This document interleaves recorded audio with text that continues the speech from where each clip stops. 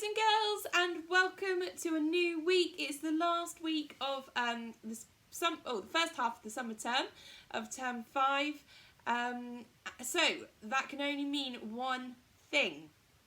Our theme of the week, as you will know, and I'm sure if you're at home watching this, you're all going, we know what it is, we know what it is.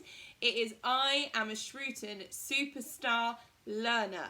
And that is going to be a very, very hard decision for your teachers this week as to who should get the certificates, because we know that you've all been Shrewton superstar learners while you've been managing your own learning from home. So it's going to be a real challenge, but I cannot wait to see who is awarded those certificates on Friday. So I've sort of flipped the worship on its head this morning because I've already told you the theme of the week and I haven't even lit the candle yet. But because it's a repeating theme of the week, I'm going to spend more time thinking about our first thought this week. So I'm going to light the candle and say, this is the day that the Lord has made. Let us rejoice and be glad in it.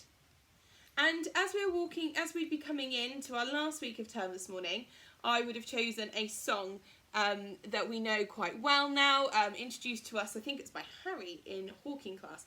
I'd have chosen Unstoppable by The Score, because there's a line in there that says, keep that silver, give me that gold, and I think that just is our Shrewton way through and through, always striving to be better, always striving to be the best we can be. So give that a listen. That's a cracking one to have a little boogie to around the kitchen or in the garden. And like I say, just makes me think of the Shrewton way through and through. So that would be our song of the week.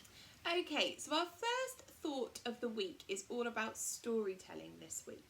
And that's because as humans, we are naturally storytellers. There is an infinite amount of things that we learn from stories, when we hear them, when we read them, when we live them, and you're all part of your own story. We live in a network of stories that provide connections between us and other people in our lives and in our world. So this week we are thinking about the power of stories. And there's so much that we can learn from stories. We can learn new words, new vocabulary, we can develop understanding of different cultures, we can also learn right from wrong and different morals and messages. And one person said to me, a person a long time ago when I was at school, said to me, even Alice fell. Even Alice fell. And they explained to me that, there's that famous moment in Alice in Wonderland where Alice falls down the rabbit hole. And it's just a nice metaphor and a reminder that setbacks happen. And even though she fell, there was this beautiful story that she got to live out, and ultimately a happy ending. So that setbacks can give us something to write about, give us experiences. They are inevitable, but ultimately we always overcome them and make it better in the end. They make a story that will make us laugh, or a story that we can use to teach somebody else about something. They are inevitable, and they shouldn't be something we should be afraid of. They should be something that we are embracing. So I thought, I'm going to keep it quite short today, but I thought what might be nice is if I shared with you some of the books that from my life that I have learned things from. So I've been for a scout around the house, and I found this new place to record, which I'm not sure why I haven't used before, because it's just literally a blank canvas. But hey ho, we learn as we go. So I've got a selection of books that I have learnt something from along the way in my life. So the first book that I have learnt something from is my very special Winnie the Pooh collection book. And this is a very special edition. It's the complete collection, and I got this when I was very, very little. Wouldn't be surprised if I've written in it somewhere. I used to like to put my names in the books. Maybe I haven't. Maybe I kept some nice. This is one of many Winnie the Pooh books that I have, because I was given a Winnie the Pooh when I was very first born, and he's been my bear of choice throughout my whole 30 years, and so therefore I was given lots of copies of Winnie the Pooh in different versions along the way, and this is my favourite one because it's special to me. I think it's a very special birthday, but also I just love when the cover and the inside make the map of the 100-acre wood, and I've always really liked that. So what did I learn from Winnie the Pooh? Well, as a little girl, I learned about friendship and how to show kindness and how to support friends when Eeyore loses his tail, when everybody goes searching for it, when Piglet's scared of the heffalumps and they all support him to get through that fear, when Pooh is a little bit greedy and he eats all the honey and gets stuck in the rabbit hole, how they all turf up and help him to get out. Everybody plays a different role into helping solve that problem. Or when they, at the end, when they celebrate with tea parties and cake, it's probably where I learned associated parties and cake and the importance of cake in our lives. So this taught me kindness and friendship. But also it gave me a connection to my family. My dad grew up loving Winnie the Pooh too, and I always remember him having Winnie the Pooh things, and that was a connection for him and I as well, and that's still something I hold very, very closely to me. So I learned friendship, connection, relationships, and kindness from Winnie the Pooh. If you haven't, you need to. Okay, book 2, another one. Now this one I have written in. If you see, this one says, look, Emily Nash, Class 6BF, Year 5, South Broom Junior School. So South Broom Junior School is in our trust, and it's not too far away from me, and I obviously was given this when I was in Year 5. And this is another treasury. This is a Roald Dahl treasury, and this one's much more worn and broken because I loved it, but I also used it. And I was always flicking through this for little extracts, or using it as my reading book, because it's just got extracts from stories, poems, and I just loved it. And what I learned from this book was, I remember for the first time it being silly. I remember it being amusing and making me laugh. And I remember that this is the first time that I sort of started to understand poetry and nonsense, and the use of words and language to entertain, and go and create different worlds that aren't normal. Sometimes when we're writing stories, we want to keep them traditional, and we keep things, we keep the grass green and the sky blue, and we keep, the worlds that we live in within our stories. And this, for the first time, didn't, and I loved that. So I think for me, from Roald Dahl, I learned about creativity and nonsense, and manipulating the ways that you can manipulate language and entertainment, and the power that words have to entertain you. So that's number 2.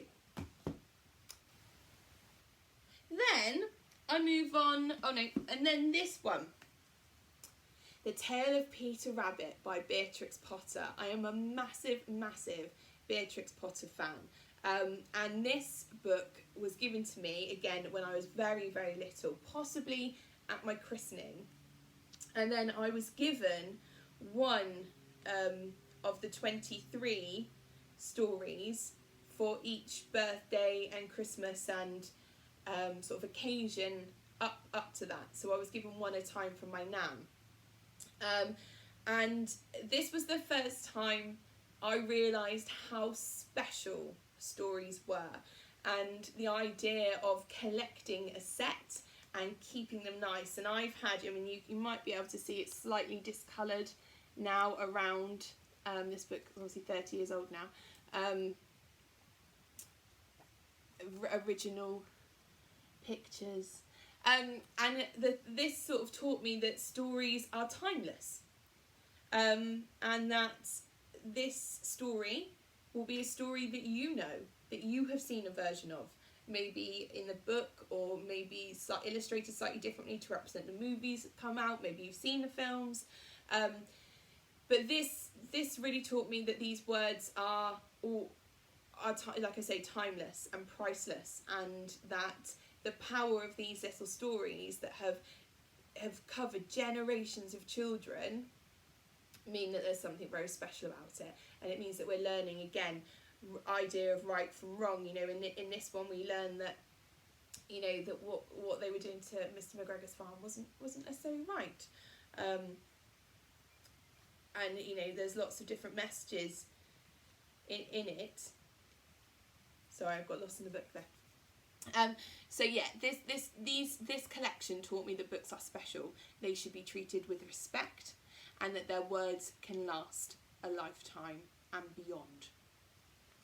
Then I go into a bit of a non-fiction, because there's power in understanding what books are teaching you as well, and there's a lot of power in them teaching us how to do things in the best way, or give us different options. So this is a book I was given, or I may have bought, I think I was given it, all about doggies, and we got given this just before Coco came into our worlds, so we knew how to best take care of her. And it gives you lots of, I'll show you a couple of pages. It teaches you all the different parts of the doggy, so that you know how when they're healthy or when they might be poorly. It shows you, hold on, let me just find the page I'm looking for. It shows you different plants that might be hazardous to doggies and make them poorly. There's a whole page here about the treats that you can give them, and what good treats are for doggies. And the most entertaining page, I think, although this is a good useful page, things that doggies can choke on and that make them poorly. And I think this is probably the favourite page. All their different, what their poos might mean. So this one was very useful, because I learnt from this that there's power in research, and if I'm unsure about a new topic, then if I find a book, then I'm going to be much more informed, and this one reminded me that knowledge is power. Then, similarly, as an adult, dipping into Norse mythology, Greek mythology, they taught me about, again, the power of oral stories. So how things we have in our lives today, words for things, traditions for things, and generally stem from the very first stories that were told by mouth, you know, so the verbal stories that people used to tell each other. And that was, once upon a time, the only way that stories were told, because they had no way of writing them down. And then obviously you moved into a time where then they started drawing patterns on walls and using images to represent words, and then those stories began to be captured. So from books like this, you learn about history, like I say, where things come from, why Thor is associated with lightning, and why the planets are called the planets, and you know, why we have certain traditions, and how certain places in the world came to be, like, you know, the Parthenon in Athens and the Colosseum in Rome. So again, the power of capturing those very first stories and understanding that they've influenced the world that we live in today. And once you start to begin to understand that influence, then your appreciation for those things in the world around you just increases. Then, moving on, I've got two more books to show you. One, The Power of Capturing History. So this is a classic. When you get to secondary school and beyond, you will probably come across the Penguin Classics. I've had this one quite a while. In fact, I think this one might be my brother's. This is The Great Gatsby, but you can also, you know, read classics such as 1984 in your lifetime coming up, Catch-22. There are just so many classics. But classics like this are classics for a reason. From this, they capture and encapsulate what life and the cultures were like at this time. Through this, I was able to experience the 1920s, the fashion, the culture, the food, the cars. Not one to read while you're a child, parents, this one's a recommendation for you. But the power that words have to capture a certain time period. And whilst it would be probably impossible to ever go back and visit those time periods, books are the best way for you to experience what life was like at that time. Just in the same way that Anne Frank's diary is a brilliant way to try and understand what life was like during the Second World War, and same as The Boy in the Striped Pyjamas. These, books have the power to capture a time and a place in a way that we otherwise wouldn't experience. And then finally, again, another one for parents. I still learn now. There are books there that I've been reading since I was very, very small. Particularly Winnie the Pooh. When I come to think about things like this, like worships, and things that I want to say to you guys at school, I regularly dip into A.A. Milne, Roald Dahl, and draw on that inspiration. But even as an adult, I'm learning things and being inspired myself. And I recently read this book. It's called Queenie, again for parents, not for children. But from this book, I've learnt that there are still things in our modern world, still issues in our modern world that I'm not necessarily aware of from where I am.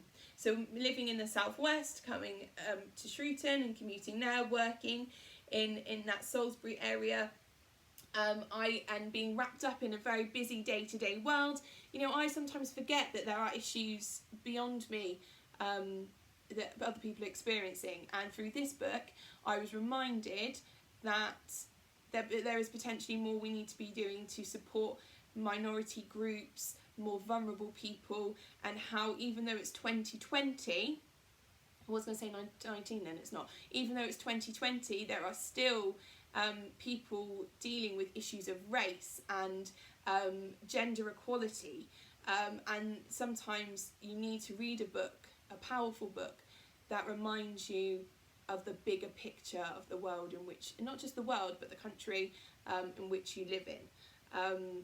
And that's why then, we can channel that into our education and teach you guys about British values and tolerance and community, so that the people that are in this book, when they're in your generation, don't necessarily experience the same hardships.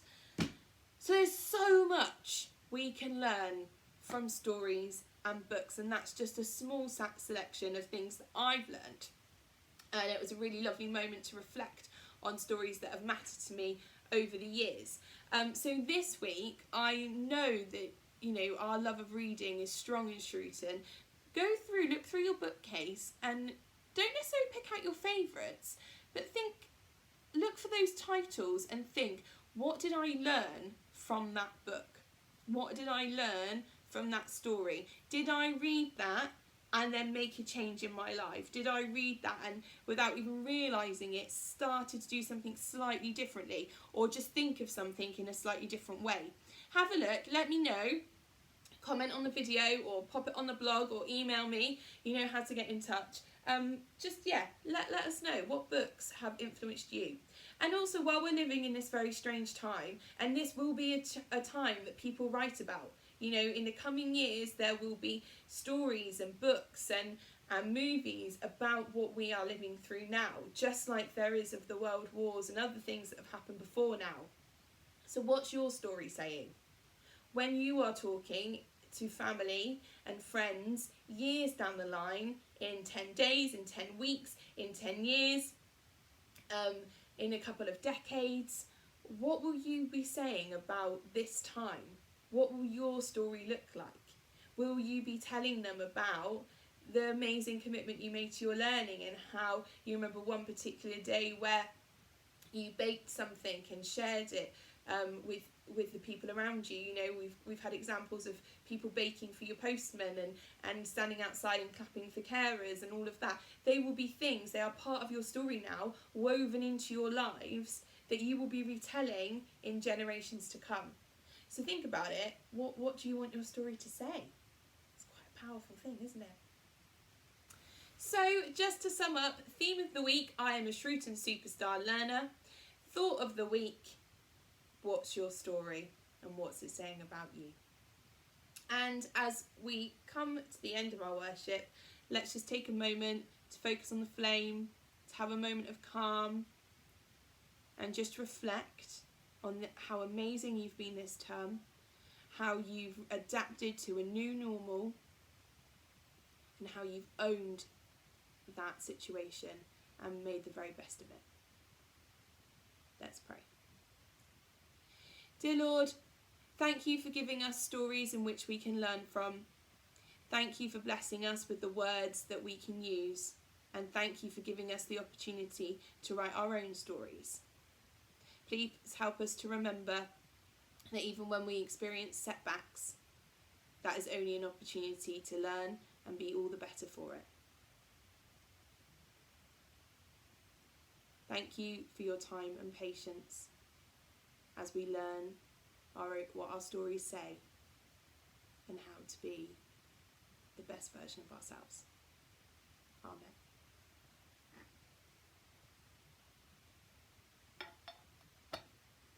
Okay, what's going on this week? Well, Early Years gave us some fantastic questions for our podcast episode 3, where we talk to nurse Emily Holmes about what being a nurse is like, the highs, the lows, the best subject you could choose, what it's like to work with blood, and all sorts. And Charlie and Evie co-hosted the episode, and they were absolutely brilliant. So that will be out later on today, tomorrow, Tuesday. So make sure you give that a listen if you like.